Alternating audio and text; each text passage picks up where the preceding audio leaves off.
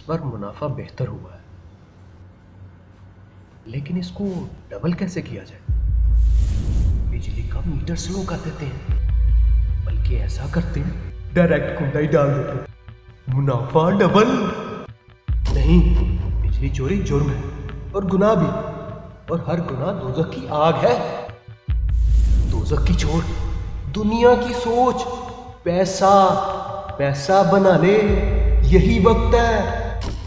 जरा सोच, बिजली चोरी करते पकड़ा गया तो सीधा जेल जाएगा, इज्जत भी जाएगी और पैसा भी।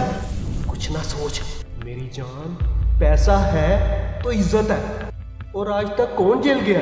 बिजली चोरी से लोड शेडिंग बढ़ेगी और बिजली की चोरी भी, तेरा भी नुकसान और दूसरों का भी।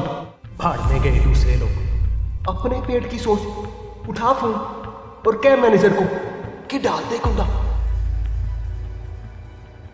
खबरदार, शैतान के बहकावे में आओगे तो गुनाह कमाओगे और जेल जाओगे। 28 अक्टूबर से वजारत तवानाई और हुकूमत पंजाब ने बिजली चोरों के खिलाफ सख्त कार्रवाई का फैसला किया है। चुनाचा ऐसे किसी भी काम से दूर रहें जो आप और आपके घर वालों के लिए शर्मिंदगी का बायस बने।